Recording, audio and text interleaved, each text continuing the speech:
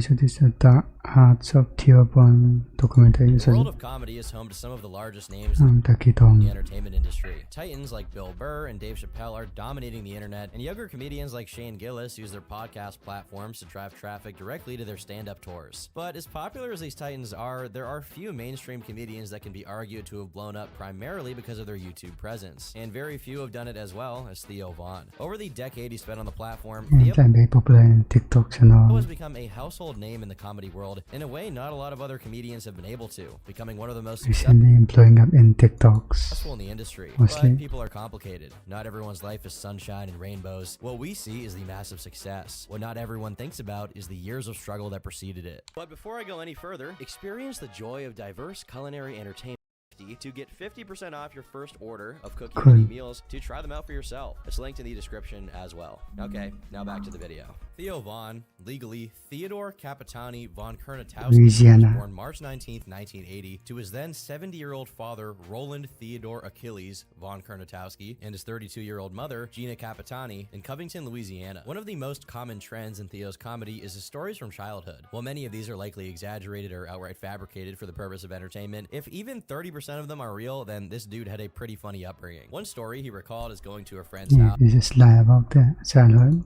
And then going outside to hang out with him and one other friend. After a while, he left them behind Because it's for comedic purposes. So and back inside the friend's house. Now, the friend's father was known for having some rather negative views of gay people. Knowing this, Theo decided to pull a prank, and he told the father that his son and that one other friend looked to be touching each other strangely outside. As a result, the father bolted out of the house to see his son and to shout him down like he just game-ended his infant brother, all the while Theo watched in the background, laughing his ass off. In particular, Theo noted the father had used the phrase queerin' around. In another example, Theo remembered this one extremely kooky I character. think I remember this story from Jargon podcast. A man of very short temper who happened to have no arms. Theo explained how this armless man was one of the scariest people around, willing and eager to fight anyone who even looked at him. In particular, he was described to quite literally wrap his own neck around other people's necks to choke them out, as well as shoulder punch them. As Theo would go on to explain, the armless man came from a whole family of kooky characters, including a guy who had sharpened half his teeth to be like shark There is actually traumatizing. teeth, and a boy who got around on wheelchair not because he was disabled, but because he'd just never been taught how to walk. To round out these examples, Theo presented what he believes to be the first real example of a so-called wigger, which is a term used to describe a white person who tries to emulate or acquire the behavior and tastes stereotypically associated with black people. Theo recalls how, when this kid The stress is similar. showed up to school to get signed up, his speech and mannerisms were so foreign to the school workers that he was put in a special ed class with kids suffering from Down syndrome as well as otherwise disabled kids. Regardless of whether these stories are actually true, the ones we just told frankly sound partially fake, Theo's ability to sell them as such for the sake of comedy is simply on another level. However, what really helps sell it is his ability to simply word things in a way that is most amusing, which is a skill that he's been developing since he was a child when he got a rhyming book as a gift from a friend. When I was a kid, they had a boy in our neighborhood named Mario, right?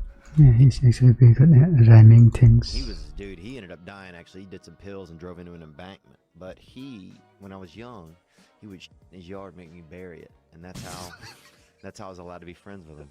Despite these humorous stories, it's not hard to see that Theo's childhood was not exactly easy. Their family lived in relative poverty, and with Covington already being quite an unsafe city to live in, it's no surprise that Theo often describes his childhood quite negatively. In a rather telling interview, Theo described how he was always scared as a kid. He went into detail about how dangerous their neighborhood really was, with crazed tweakers openly out on the streets. He also recalled how people would drive up to their house and throw bricks at it, yelling obscenities at them as they did so. He even recalls how he'd set up an alarm system by his door using a string with Throwing bricks? What? bells on it, which he hoped would wake him up if anyone were to enter the room. Theo describes how going to school, he was always one of these smaller kids, and due to how rough the neighborhood was, he realized early on that humor was his only saving grace, going as far as to say that doing comedy was the only thing that really helped him with feelings of depression. In general, Theo's upbringing tends to be one of the things he jokes about the most, and a large part of these jokes derive from having such an old father. In one of his podcasts, Theo described how his relationship with him had always been somewhat strained, and how whenever other kids would joke about his father's age, he would often end up joining it to avoid being ridiculed, which caused him to lose a lot of respect for his father. Another large part of why Theo became a comedian was actually due to his mom. In an excerpt from his podcast, he describes how he always struggled to emotionally connect with her, recalling how he couldn't remember her ever laughing, and how he ended up spending much of his time trying to make her laugh. Perhaps the most concerning tale was about him apparently There is this kind of sad story. being molested by his brother. In stand-up, he describes that when he was 5 years old, his then 7-year-old brother would try to get with him. He doesn't go into much detail about these specifics, opting to instead focus on how he supposedly stopped his brother from doing it by using jingle bells as so-called alarm gates. It's practically impossible to tell if there's any real validity to this story, and he was very clearly playing the whole thing up for laughs. It's definitely a comment to be wary of, but unless this is ever discussed in more detail, it's better to just assume it was all a big joke. Whatever other stories he may have to say about his life, one thing is clear. He did not have an easy childhood, and it didn't transition into an easy adolescence. When he was just 14 years old, his older brother left to live with his grandparents. Theo's parents were divorced at that point, and his mother was not really capable capable of taking care of him anymore, and at her behest, Theo ended up seeking emancipation. At just 14 years of age, he became an emancipated minor. Only 2 years later, in 1996, his father would die at the age of 86 after a long fight with cancer. As for Theo, he would finish high school in 1998, at which point he began shopping for colleges. He ended up transferring multiple times, eventually going to Louisiana State University, where he studied philosophy. His pattern was actually pretty old. Never actually completed his philosophy degree, his stay at university would go on to be a defining moment of his later career. I mean, I had no plans of going to comedy or being a comedian. I didn't have any. I was just walking across campus at college, and I was just like really, really depressed. And they had like auditions, and then they called me one day, and they asked me to go on this trip, you know. And I was like, oh, this is going to be really, really interesting. According to Theo, while he went to Arizona State University in 1998, there was an ongoing recruitment for the show Road Rules. He decided to apply, but he didn't end up getting the part. Then, a year later, when he went to LSU, the same recruitment office opened up, and he applied again. This time, he managed to land the role. Road Rules was a reality TV show that ran from 1995 to around 2007, netting a tidy 14-season run. The concept was quite simple. 6 strangers between the ages of 18 to 24 would be stripped of their possessions and forced to live in an RV, traveling from location to location to accomplish certain tasks in order to win a prize. Each season, the tasks That seems like fun thing to do. prizes would be a bit different, but they all allowed roughly the same formula. In 1999, Theo had been recruited as a contestant for the 9th season of the show. Among all the other contestants, who were by and large just normal people, Theo ended up standing out quite a bit, both due to the fact that he had a unique story to share with people and due to his unapologetic attempts at comedy, many of which went right over the other contestants' heads. I got this dream that I got here, and everyone else was Japanese. I didn't speak a word of English. Japanese? I can't deal with Asian people that much, I don't think. Well, I've just had trouble dealing with them. Theo, he's 19, he's young. He probably hasn't been around a lot of people of color.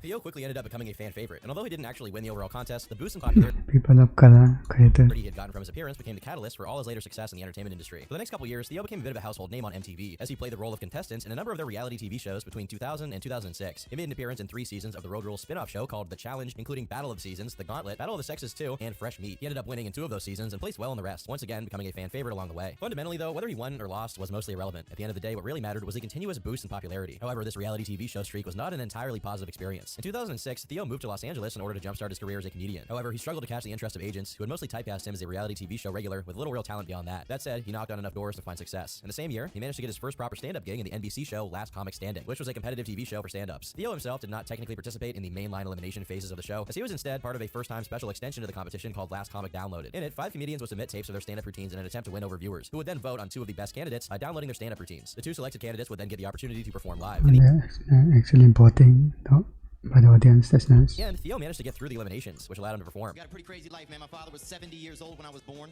7-0. Gets better. My mother was 32. Shortly after I was born, my dad had one of his strokes. So we So he was scared. both learning to walk at the same time. And we would play games like catch or don't. Needless to say, his routine was very popular with viewers. More so, it demonstrated some of the comedic qualities which he would come to rely on throughout his career going forward, making light of his upbringing and relying on his keen ability to share some utterly absurd anecdotes. And thankfully, Theo actually won. Just 2 years later, he would perform his comedy act in Live at Gotham. More importantly, though, he was featured as a contestant in another stand-up competition show called Reality Bites Back, a short-lived reality TV show aired on Comedy Central, whose main aim was to spoof other competitive reality TV shows of this sort. The show started with 10 competitors who would participate in various spoof challenges. Every week, one contestant would be eliminated until there was only one left. The actual point of the show was for the contestants to compete over who could make the audience laugh the most, and they, along with the host, were the ones who would ultimately What are they eating?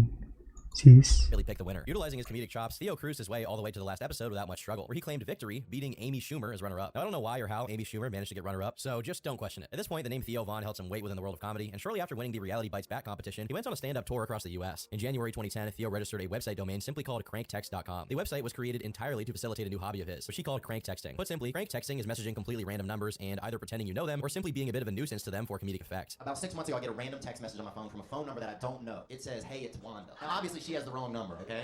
But also, she has the wrong person because I have tons of free time. And for 6 months, she and I have been texting. She thinks I'm her cousin, and I actually have a godnephew now named Damari, who's going to be 2 years old in May. But anyway, I'm like, this is so much fun just texting random people that I'm just going to text every number in the world because I have unlimited Trolling. text and I have total free time. And then I take the best ones and put them on a website. It's called Crank Text. So if you get a chance, check it out. As many of his comedic hijinks, this ended up becoming yet another success for Theo, and the website quickly grew in popularity, later being sold to College Humor, although it's not clear how much revenue this netted him.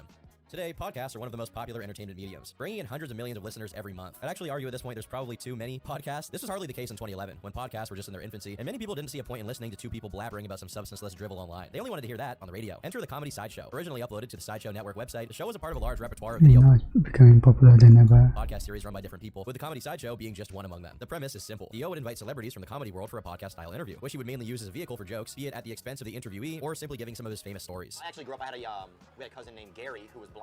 One year we hit him with a bunch of, we heated up a bunch of fence boards in the fire, hit him with them. So, Oh, and then also one year we told them there were dragons outside. The show actually got a decent listenership on iTunes, supposedly being in the top 10 most downloaded podcasts regularly at one point. In the end, though, it didn't last very long, and the 23rd episode became the last one to ever be released. Following the comedy sideshow, Theo took his time before jumping back in. But in 2012, he got a lucky break when he became a host for Primetime in No Time, a show by Yahoo, as in like the search engine, that was supposed to give a comedic retelling of the most buzz moments in television from the day prior. For Theo, this was mostly a vehicle to push his comedy to even more people. The show did have a sizable audience, getting an average of 6.7 million viewers a month, which gave him a rather sizable platform to gain further popularity from. The same year, he would guest on the 7th episode of The Half Hour, yet another And yes, really good at the time. stand-up comedy show, where among other things, he advertised his crank texting website. As usual, his appearance was quite a success, becoming one of the most viewed episodes of the first season. A year later, in 2013, Theo landed yet another hosting job, which he would do alongside the Primetime and No Time show called Deal With It. It was ostensibly a prank show, wherein Theo, with the help of a guest, would dare a random contestant to pull pranks in public. It ended up being renewed for another 2 seasons until it was canceled in late 2014. With his tenure at Primetime and No Time and Deal With It ending the same year, Theo found himself with a lot of time on his hands. Apparently, so did a lot of other people, as this is when the podcasting medium really started to take off, with shows like the Joe Rogan Experience starting to hit their stride. Sometime in 2015, Theo, with the help of filmmaker Matthew Weiss, started a podcast called Allegedly. The basic premise behind the show was that Theo and Matthew would try to one-up each other with crazy stories from the world of entertainment, which could be true or could be completely fictional. This attempt ended up being a fair bit more successful than the last one, running for 123 episodes before it was finally canceled, with the final installment being uploaded around 2018. But in the midst of the show, it seems Theo came to realize that much of its popularity came from him specifically. He had a keen ability to captivate viewers all by himself without necessarily needing a foil to bounce off of. He already had a YouTube channel all the way back in 2006, following his success in Last Comic Standing. He had mostly used it to repost clips of his stand-ups as well as his appearances on TV, getting only a couple of views for his trouble. But in 2016, he released a video simply titled This Past Weekend. Okay, this is on now. Yeah, this past So when weekend they actually do podcast long-form I content. was in Chattanooga, Tennessee. I flew back this morning to Los Angeles. Chattanooga was a surprising place, man. I thought I'd pass. As you can see, it was incredibly simple in terms of production, with really nothing in terms of visuals and only Theo's words to captivate the viewers. It was almost more of a spoken blog. Based on the first impression, this really doesn't seem like much. The episode has less than 10,000 views on the original upload. However, this video, and later a series of videos, and the basic concept behind them would become the blueprint for something much greater. Later in 2016, Theo caught a lucky break, starring in a Netflix comedy special simply titled No Offense. This hour-long stand-up comedy routine was pretty much exactly what you'd expect. And while his core audience did seem to enjoy it, going by comments on YouTube clips of the special, it actually was reviewed quite poorly on sites such as IMDb. If you read some of the more helpful reviews, they tend to focus on the fact that the special just didn't really feel like Theo, and it didn't play to his This will open liberals. That's comments. strengths as a comedian, with too much focus on offensive comedy and not enough space for his natural storytelling ability to shine through. But despite the somewhat poor reception on review sites, he didn't let it stop his role. Later that year, Theo revisited This Past Weekend as a concept and decided to really start taking it seriously by turning it into a podcast, whose first episode came out on the 19th of December. At this point, it was still incredibly low production, and the views were nothing to write home about. But for what it was a stable foundation for iterating upon. And even if the views were not spectacular at the outset, the viewership across the following episodes was relatively stable, reliably getting in excess of 10,000 views. Though middling in comparison to the success he would later find, he didn't stop pursuing the podcast, reliably releasing at least one episode a week well into 2017, in between continuing And to it is already popular, so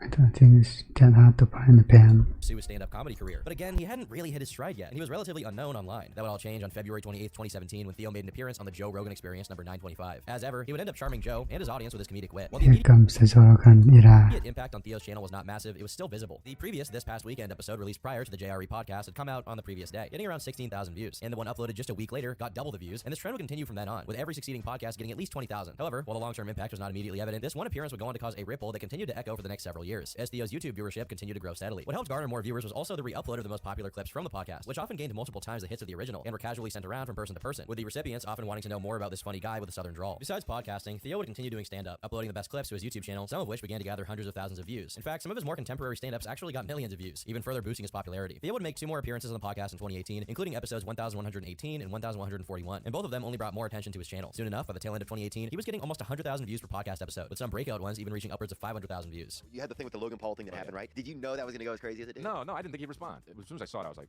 oh, I got the best thing to say. Yeah. And I posted it. I went to bed. Yeah. And I woke up. It's Chris Like, Guy. Tonight Show in 1985. Wow. It was like people were like, hey, man, They what's need up? some controversies. Jack, Logan Paul. And I was walking down the street. I was like, Jesus Christ.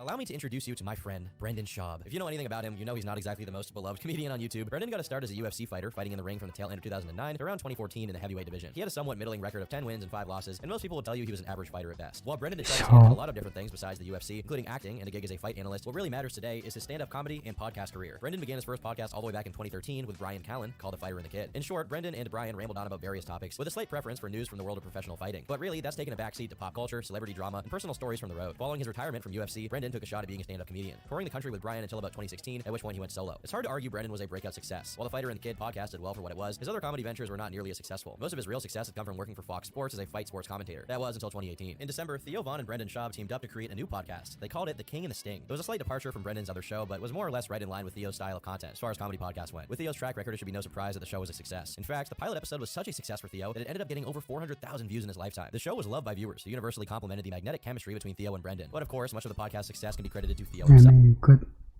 you could just crank out this type of podcast and Who was undoubtedly the star of the show. Perhaps even more than his Joe Rogan appearances, King and the Sting is what truly propelled Theo into stardom. While the podcast regularly got hundreds of thousands of views per episode during the 4 years Theo was on, his own channel, and especially his own podcast, soared in popularity, going from getting less than 100K per episode to upwards of 300K views per upload within just a couple of years. For a long time, the success went pretty much uninterrupted, with many of Brendan's friends making appearances on the show, including Eric Griffith and Chris D'Elia. Theo also continued to make appearances on JRE throughout his tenure on the King and the Sting, becoming a regular. While both Theo and Brendan found success largely due to this podcast, that's not to say they didn't meet trouble along the way. Or perhaps more accurately, it doesn't mean Brendan didn't meet trouble along the way. Pretty much all throughout Brendan and Theo's tenure at the King and the Sting, but it pretty much helped immensely. Brendan constantly attracted drama. People online criticized him a lot for his conduct, his generally poor performance as a comedian, and many other things. This culminated in multiple videos being made about him, of which perhaps the most popular was the one by Ghost Gum, but the first video that really started this massive wave of dissent was by Beige Frequency. By the time Ghost Gum came along, everything was at a boiling point, and when he uploaded his video on the 30th of June 2022, Beige Frequency went in depth about pretty much all of his controversies, discussing everything from his failed football career, his unimpressive MMA career, him mooching off of far more popular personalities to garner clout, his 2 horrendous comedy specials, as well as various accusations, including copyright-striking YouTubers who criticized him, and even threatening to sue the cast of Trash Tuesday for sharing a story about someone who later turned out to be Brendan, allegedly soliciting one of the cast for sex, despite the fact that he's married with kids. The video was a massive success, netting Ghost Gum over 3 million views. While not the only one, Ghost Gums was the culmination of collective hatred towards Brendan, finally reaching a boiling point and popping. It's at this point in the history of the podcast we may notice that Theo slowly stopped appearing in all of the episodes of The King and the Sting, and there were a few episodes that came out even before that video where Theo just wasn't there, prior to him leaving the show entirely. They largely had lower views than the ones he was in, with his episodes just performing way better. Now, while we do have most of the puzzle pieces laid out, there's still one more left on board, so let's quickly talk about Chris D'Elia. He was one of a number of Brendan's comedian friends who, among other things, made a number of appearances on the King and the Sting podcast. In fact, as years wore on, he would sometimes sit in the host chair with Brendan instead of Theo, even at a time when Theo was supposed to be there. In mid-2020, Chris D'Elia was involved in a scandal, which started with a Twitter user at GirlPowerTBH making a series of tweets following the revelation that Chris D'Elia would be cast in a Netflix show called You. She alleged that when she was a minor, she had been groomed by Chris D'Elia, who would have been in his 30s at the time. She provided some screenshots of their supposed conversations as proof of the fact. What followed was a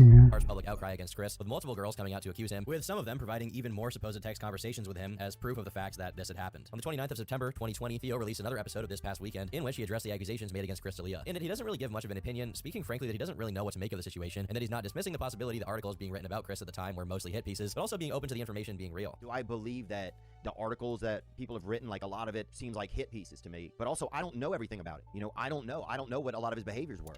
Like, really know. In the end, though, he stays very taking both sides neutral, which I think is good. Strangely, soon after the allegations first hit the mainstream in June of 2020, a short video came out arguing Theo had exposed Chris even before the drama had started, including a short clip from This Past Weekend in which he makes a joke about Chris. Rob Chris. You know, you go see him, pretend you're a fan, go, oh, dude, I love your stand-up. Yeah. Psych. Gun out. Oh, I'm gonna dress money like up. a 17-year-old girl, dude, go into his place, get him, and then steal a bunch of... Wait, he doesn't underage girls. No, dude, no. Chris is so far from being a pedophile. Everyone should know this on the internet, by the way. He won't someone under 60. Yeah. No chance.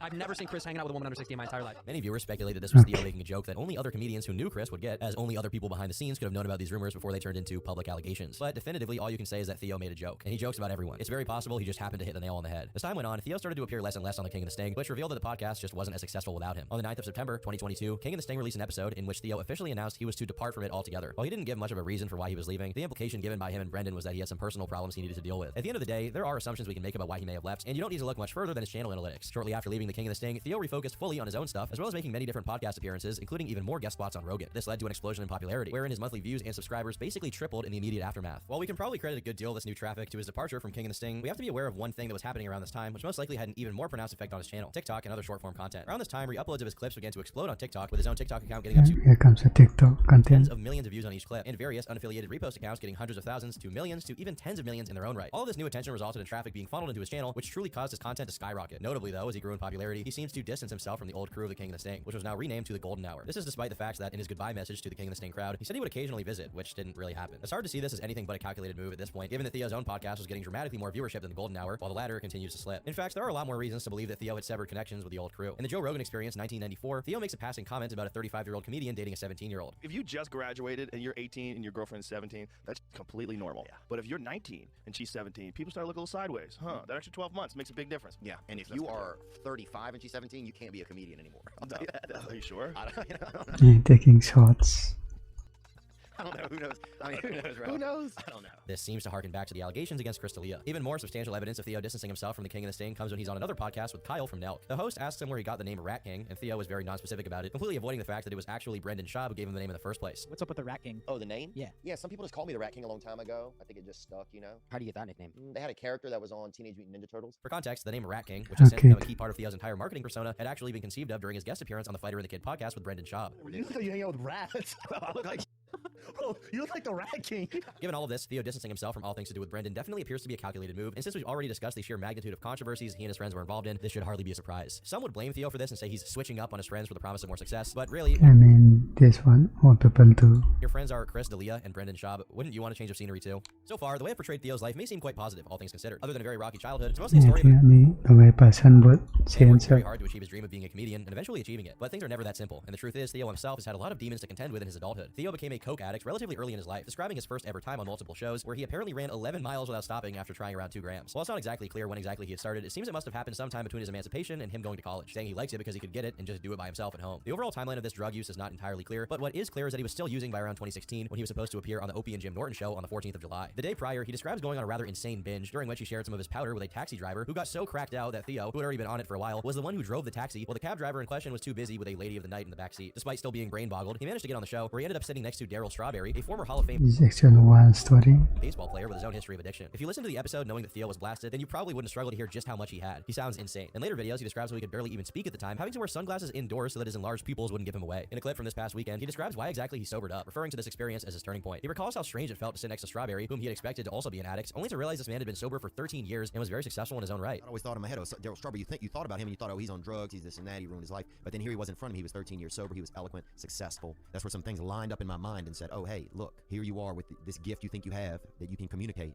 You can't even talk. There he was, high out of his mind, having judged Strawberry to be an addict who had ruined his life, when in reality, it was Theo who was ruining his own, quite literally robbing himself of his own voice, described by himself as a gift from God. Shortly after this, he went back to Los Angeles and recounted the story to a friend, who suggested he should start going to AA meetings, advice which he followed. It would take a little bit of time before he opened up to the world about his problems, and the main place he did it ended up being this past weekend. While the podcast does largely focus on comedy, perhaps one of his biggest draws over the years has been the fact that Theo is so open, especially about his past and current demons. In an episode from May 2017, roughly 10 months after the Opie and Jim Norton incident, Theo receives a call from someone in recovery who takes his minute in the spotlight to ask for some advice, describing how boring sobriety is. After thanking the caller, Theo opens up about his own journey of sobriety. He concedes that sobriety was boring for him at the start, but as he began to dig into the reasons why he had started substances in the first place, the whole process suddenly becomes much more interesting. He describes how, for the first time in a while, he could allow himself to feel without relying on something to fill the void, and how it bettered him as a person. You want a pill? You want to ride? You want to ride? Try feeling everything. Try having conversations with people when it's uncomfortable and you can't resort to anything else. And you have to just tell them how you really feel. Try that. That's a pill, bro. Some years later, in 2020, in another episode of his show, Theo shares a story of his brief relapse when he found himself doing DMT, as well as having a few drinks. He goes on to clarify he only considers this a one-time thing and that he has no intention of getting into drugs again. Besides the DMT story, it does seem Theo has actually DMT is a Zorogan tablet. stayed sober. He ends up talking a lot about addiction on his show, especially whenever he takes calls from people looking for some personal advice from him. I wonder who is getting recommended from. A slew of different guests he's invited on. Perhaps one of the most notable is Jordan Peterson. He's been on the podcast multiple times, and the first time he had been invited on was all the way back in 2018. Unsurprisingly, they discussed the topic of sobriety, with Dr. Peterson spending his time giving Theo and others advice. The episode ended up being one of the most popular on Theo's channel, getting 5.7 million views in his lifetime. In some of Theo's recent podcasts, you may notice Jordan Peterson's Beyond Order, 12 More Rules for Life on his shelf, in which Jordan delves into the meaning of life and the importance to balance order and chaos, among other things. Besides Jordan Peterson, Theo would discuss addiction with a number of his friends, notably Bobby Lee on his podcast Tiger Belly. In the episode with Theo, Bobby Lee shares a story about how he had recently almost broken his streak of sobriety when offered a drink. Besides his own struggles, Theo and Bobby ended up discussing the death of Eric Myers, a mutual friend of theirs and a comedian, who, due to a relapse, led him to being run over by a van on the interstate. A more notable story about Theo discussing his addiction with a guest would be his podcast episode with Burt Kreischer. Kreischer is a somewhat controversial figure in his own right, known online for very clearly being an alcoholic and yet pretending he's not. He's also caught a lot of flack for outright lying or embellishing stories about himself for no reason. Yeah, I made a video about this from Patrick CC. Other than to make himself look better, and then instantly being called out for it. In an episode of this past weekend, Theo talks to Burt about addiction, asking whether Burt believes himself to be an alcoholic. As we've implied before that he would, he denies this, saying he simply drinks a lot without necessarily being an alcoholic. Most of their discussion centers around Burt denying this with all of his might that he's addicted in any way, but there are still some interesting statements from Theo, namely how if he had never found coke, he likely I never guess he's just still drinking, I guess. would have struggled with addiction, and that he likely wouldn't have had a problem with things like social drinking today. He further explained why he had never I really thought he was like sober for like 3 months or something. enjoyed drinking, explaining that with powder he could get high in an instant, while drinking may take some time to have an effect. Besides just his addiction problems, Theo has, over the years, used his platform to speak about many of his personal problems, including with his father, sharing his thoughts without much in the way of a filter, and generally speaking from the heart when taking calls from people. In large part, it seems Theo views his podcast as more than just a way to make money, using it in earnest to spread some of his wisdom, which, as it turns out, he's got plenty of. The earnest nature is perhaps best emphasized in his interview with Bill Burr, in which Theo's soft-spoken nature is juxtaposed by Bill's generally quite abrasive style of comedy. While Theo remains his down-to-earth self, opening up about how he feels about certain things, Bill stays true to his character by turning those feelings against him, mostly for comedy's sake. There are a couple noteworthy examples throughout the episode that demonstrate this dynamic. Early on, Theo opens up about how much it means to him to have control over the kinds of jokes he gets to say and how he gets to say them, and how valuable he finds that. Bill is quick to jump on this, essentially making fun of him for supposedly being a drama queen. Just a bit later, Theo expresses his struggles to work with people, which is why he chose to pursue comedy as a career in the first place. Again, Bill is quick to shoot Theo down, effectively telling him to get over himself and learn how to work with people. As the interview carries on, Bill's commentary becomes harsher and harsher towards Theo, despite him never really saying anything to warrant it. Eventually, Bill seems quite detached from the show, and when Theo asks a somewhat silly question, Bill rejects it quite aggressively. Oh, yes, he's been in a helicopter. So I have been in one, but only with a gun. You know, only when people had guns. Do you keep a weapon on yours or no? On what? In your I don't know if you have a helicopter, if you rent a helicopter. Do I really have to answer that? He knows goddamn well I don't have a weapon. Why are you doing this?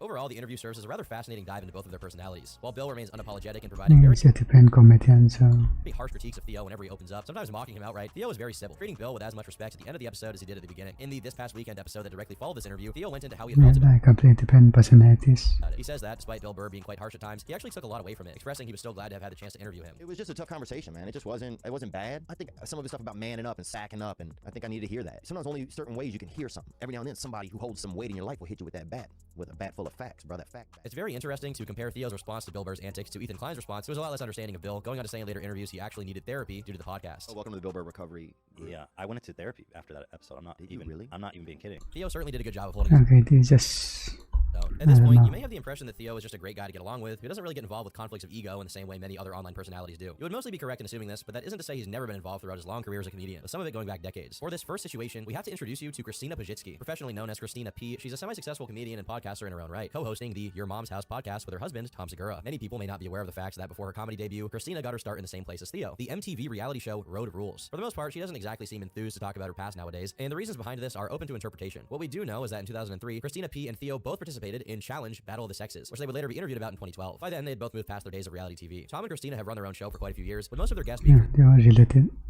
I didn't even know that. The comedy world. Yet, despite all the varied personalities that had appeared on the show, there was one that they would continue to omit for the longest time, Theovon. One fateful day, they invited Brendanschaub for an appearance, and he mentioned offhandedly that Theo felt like Tom and Christina didn't like him, which he thought was the reason why he wasn't being invited. The host dismissed the idea, shifting the topic to something else rather quickly. Theo thinks you guys don't like him, by the way. Why? I don't know. He's like, because we got done doing the show today. He's like, where you going? I'm like, I'm going to do Your Mom's House with Tom and Christina. He's like, oh. He's like, I'm like, have you done it before? I love them. He's like, nope, they don't invite me, man. He's like, I don't think they like me. I'm like, I think that's your issue. Former Road Rules alum. Are you kidding me? I didn't know you were on there. Hey, did we mention the fart mic?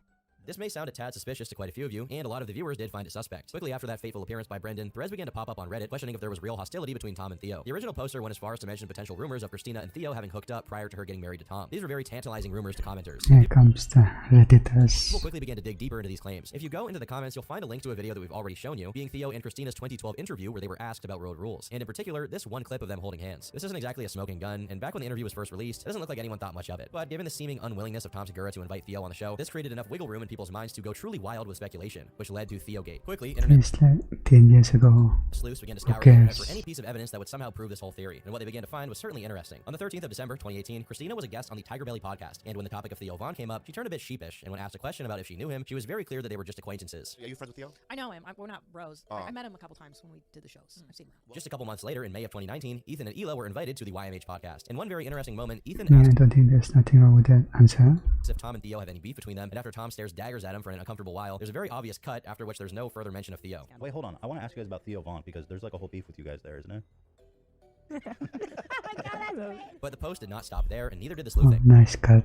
The scouring for evidence continued, and the rumors only spread further. Reddit posts like this one caught the attention of people, further theorizing about what happened and why there was this secret animosity. Theo was the first to properly respond in episode 206 of his podcast. In it, he denies any rumors of ever having hooked up with Christina, implying they were never really that close. He also mentions how he and the YMH crew were talking more in light of the drama, suggesting he may eventually be invited on the show. This appearance would indeed materialize after a time in YMH episode 505. They didn't actually address anything related to the Theogate drama until the last half hour of the podcast. In fact, the only reason they seem to be addressing it at all is because the editor reminded them that was supposed to be the purpose of the podcast. While the purpose may have been to silence Theogate forever, all it really did was send the so-called online detectives into maximum overdrive, and some of the videos got downright silly. Here we have an in-depth body language analysis, which is intended to prove beyond a shadow of a doubt that Tom, Christina, and Theo are all lying, and that the rumors behind Theogate are in fact true. About a month after the release of the podcast, the YMH Studios channel released a video called Theovon #invitation. And just like the JCS knockoffs. Only behind the scenes YMH mini doc. In this video, Tom, Christina, and Theo all claim that much of the so-called proof people had come up with, including comments made by Theo, the H3 slip, and many others, had actually been fabricated by Tom Segura with the intention of trolling the so-called flat earthers of the comedy world, who believe there was indeed an affair they've been trying to cover up. He's got that other show with the mouse guy. Okay, so I talked to Theo. He loved the mouse guy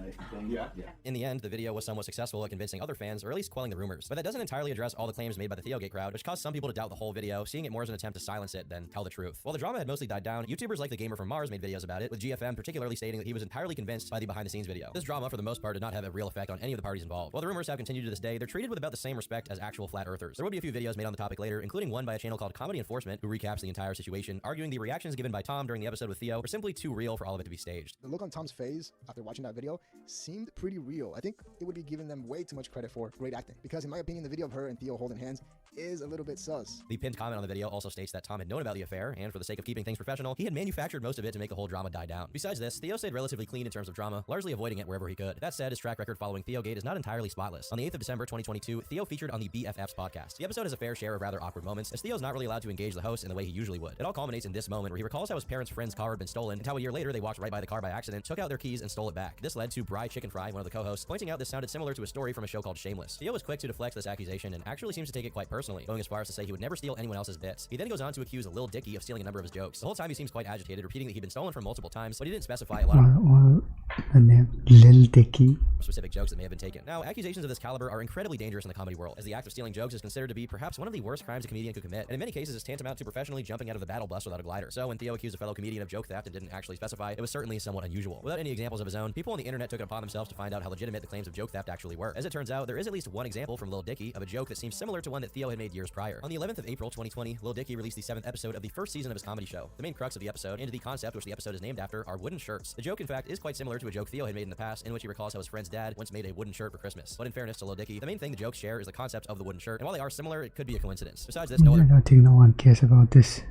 I mean, if people laugh and enjoy it, who cares? jokes from the Dave show were ever claimed to be stolen from Theo, and notably, he never made any comments about it outside the one episode of BFFs. If you ask me, it's more likely the only reason he'd even mention this at all was as an emotional deflection of being accused of stealing stories earlier, which I should note is also quite unlikely to be the case. And given he never revisited the accusation, we can probably assume he regretted bringing it up at all. In March 2023, a podcast called Bussin' with the Boys, hosted by former football player Will Compton and not technically retired but currently unemployed football player Taylor Lewin, made a remark that Theovon had been taking some shots at them during the latest episode of this past weekend. Two co-hosts responded in kind, taking a few comedic jabs at Theo without going into depth about what may have led to the reaction. They also declared in no uncertain terms that this constitutes beef between them. The comments they're referring to are from this past weekend 435 and this past weekend 436 with Caleb Presley. In the former, he takes a jab at Taylor Lewin, one of the two co-hosts of Bussin' with the Boys, making fun of a string of injuries he had received that led him to be released from his contract. In the latter episode, he targets Compton for supposedly having bad eyesight. While the cast of Bussin' with the Boys suggested the comments were pretty much entirely unprovoked, Theo did actually give an explanation for his feelings of animosity in the episode with Caleb. In it, Theo ended up revealing that Will Compton had played a bit of a prank on Theo, and he had sent him a text message claiming that Caleb, who was a close friend of Theo, had suddenly passed away. In fairness, as Caleb goes on to explain what happened during this prank, it seems Will had sent an image immediately disproving this, showing Caleb being alive and well. However, given Theo was just about to board an airplane, he hadn't received the image, meaning he spent the entire flight thinking Caleb was dead. While this likely made for an even more hilarious prank for Will and Caleb, Theo ended up being quite negatively impacted by the experience. I remember I was literally crying in my seat, and there was like I don't want to say a gay guy that was in there, but some guy kept like for some reason I think when I was kind of teared up and stuff, it gave him like an opportunity to kind of like yeah, like, oh, I'm gonna slip into this fragile boy right here. In no uncertain terms, Theo was quite open about how Will Compton's prank got under his skin. You and Will still have beef? I mean, I would say I'm not super fond of somebody that's gonna, first of all, not even fake their own, at least fake your own dad. Yeah, don't throw me under the bus, under the grave. I would say this. Would you fight him if you saw him? I don't know if it'd be on site, but I think if somebody arranged something. From the perspective of the Bussin' with the Boys crew, the prank did not really warrant a response of this caliber. That said, neither of the parties seemed to be all that concerned with the so-called beef, as both respective podcasts were more focused on making jokes than actually trying to make any larger point. Perhaps the most notable thing about the latter two controversies is what they say about Theo himself. In a way, they both paint him as quite an emotional person, and the second story really gives the impression he has some trauma related to loss, which would be quite understandable given his history. As we've discussed before, Theo's relationship with his father was strained. In the video where he discussed it, he recalled that when he was a kid, he would always carefully watch the I don't think there's nothing wrong with that. sidewalk so his elderly father wouldn't trip. Then as time wore on and Theo grew older, he would often either deliberately lag behind or walk ahead just because he was too ashamed of walking next to him. Theo admits he never really allowed himself to feel much for his own father, perhaps because he'd always been aware that his father would die early in his life. It wasn't until years later, right there on this past weekend, that he allowed himself to feel for him, to acknowledge how much he'd actually cared for him, and to cope with his death in a healthy way. He gave me my existence, however way it happened. You know, he really gave me the most important gift, which is my experience of the world. And I judged him so much and that I didn't really get to know him. I may have given the impression that most of the conflicts Theo's been involved in are rather inconsequential, and that is the case, bar one. For this next part, I need to introduce you to a quaint little company called Cast Media. Launched at some point in 2016 in Santa Monica by a man named Colin Thompson, Cast Media describes itself as a production company that specializes in podcasts. In practice, they function more as an ad agency, partnering up with shows that produce content. Since 2016, they've entered into agreements with multiple shows, this past weekend included among them. He's the one this company scam or the podcaster. In essence, the company would secure sponsors for podcasts, which the podcasters would do advertising for which they would get paid a cut of whatever Cast Media had been paid. It was a fairly simple business model, and one that had the potential to make a lot of money for a lot of people. As it happens, this rather nice arrangement didn't last, and starting in July 2022, the company was said to have been behind on payments to multiple podcasters. Certain creators would take their grievances to the public, and while it's hard to say where it all started, there are a couple noteworthy examples. On the 23rd of July 2023, Jim Cornette released a video titled Jim Cornette on Colin Thompson and Cast Media. In this hour-long takedown of the company, the host describes a business relationship they had with Cast, the trouble they encountered while working for them, missed payments, and in particular, they took a heavy focus on Colin, the company founder. The video itself didn't provide much in the way of proof, and while it was decently well received, it didn't seem to be making many waves at that point in time. On the 6th of September 2023, Theo released the 461st episode of his podcast. The same day, he published a dedicated clip from it focused on the Cast Media drama. In it, he discussed his business relationship with the company, accusing them of skipping out on payments to multiple creators, overall owing a sum of $4 million in ad payments. Theo claimed he'd spoken to people who were owed anywhere from 6 to 7 figures each, and that this past weekend in particular was owed 6 figures as well. He clarified that this constituted Maybe they resolve this now, I don't know. contract, which allowed both him and other creators involved to end their partnerships with the company. Notably, he also takes a shot at Colin himself, accusing him of effectively fleecing other content creators. He also talks about a recent pursued acquisition of some cast media properties by a company called Live One, the subsidiary of which, Podcast One, was supposed to go live on NASDAQ in the following days. In light of this new acquisition, Theo claims that Colin Thompson offered to repay the debt by paying off a significant portion of it in stock if Theo and other creators were willing to enter another agreement with cast media. Of course, given that stock hadn't even gone public, the actual stock price was highly speculative, which is an argument also made by Theo. In fact, he goes as far as to claim that the worth of the stock is practically dependent on how many big name creators they'd be able to sign back onto the company after they were previously mistreated. The podcast itself ended up being a success, but this clip in particular ended up accruing 1.5 million views, getting far more attention than any content made on the topic by other creators. Pretty soon, as this clip began circulating, news articles were popping up. The Verge and Bloomberg were quick to stir the pot, releasing their own articles within the following days. In it, they recounted the situation as it went according to these creators. The Verge in particular included quotes from people like Whitney Cummings, who revealed that she was owed $350,000 in sponsorship money. The Bloomberg article also reveals that one of these creators, Alex Weiss, has actually filed a lawsuit against cast media, claiming damages to the tune of $550,000. Her lawsuit names the company, Colin Thompson, as well as Wesley R. Stevens and Wesley Odell as defendants. In the lawsuit, it's claimed that Thompson's lawyer had emailed her in November 2022, saying he would like to terminate her contract with her due to her obscene, vulgar content. The lawyer allegedly offered that if she terminated the original agreement with cast, she would receive 3 months worth of unpaid installments, which would have been around $68,000, to which she apparently agreed, only to not even be paid in the end. The lawsuit was only filed on the 11th of September, and given how long these things tend to take, we would rather not pass any definitive judgments. It's worth noting that Colin himself made a statement on the whole situation, which is displayed in both articles. In his statement, he explained that there was nothing malicious behind not paying out the creators, and that much of it was down to the fact that advertising revenue had taken a massive hit after July 2022. He claims that this forced him to downsize the company, letting go of multiple employees and even cutting his own salary just to make up the difference. He also claims his plan to pay off the debts with the company stocks was a genuine attempt to mend the issue. Given the sheer amount of podcasters who have made claims against the company, it's fair to say there really could be something here. But until the lawsuit's conclusion, all we can do is guess. Regarding Theo's involvement in the situation, besides being the creator who truly brought the issue to the spotlight, it doesn't seem likely he'll ever come to involve himself in the situation in any way after this. He's implied he doesn't really care about the money lost, and that his only real goal with talking about it was to discourage others from even partnering with cast media and to stay as far away from Colin as possible. Something worth noting is a video about the topic made by CoffeeZilla, in which the eponymous YouTuber does a deep dive on the whole drama. He goes in depth in questioning the actual talent involved, asking them about how much they were owed, the frequency of payments, and everything related to the scandal. More notably, interviewed the owner or something. However, he actually interviewed Colin Thompson personally, who gave his own recounting of events. You're being accused of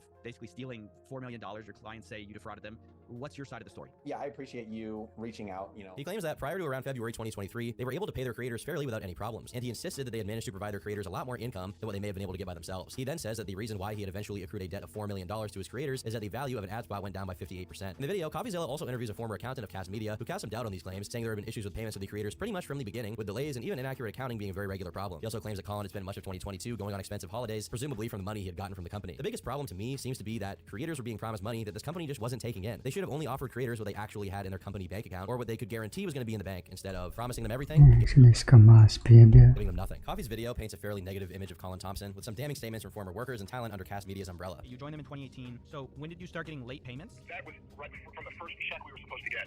It didn't arrive when he said. It was never on time. So it wasn't unusual if it was like a month late, a month and a half late, and then when it goes from all right, a month late to 2 months late to 3 months late, and then I would say, hey, where's the deposit at? Go, yep, they're trying to figure out, man. He says he has whatever investment coming, you're gonna get this huge lump sum money. So then that didn't come, then you're looking at, now you're looking at 4 months, like, what's the money? Regardless of Colin's intentions, now that he's out of the picture, hopefully all of these podcasters can receive the money they were supposed to, and Colin Thompson can never be involved in an ad agency ever again. Regardless of how you feel about Theo, there's no denying his success. Today, he's grown to be one of the largest podcasters in the whole of YouTube, and his name within the comedy world has only grown larger with time. Practically every venue he goes to for a stand-up comedy is sold out, and this past weekend nets him hundreds of thousands of views every week. Added to that are the thousands of people on his Patreon page. He TikTok concern, I don't know that. And it's very hard to argue the man isn't doing well. And with his fame only continuing to skyrocket, there's truly no telling what heights he'll reach. Whatever they are, I'm sure people will be watching.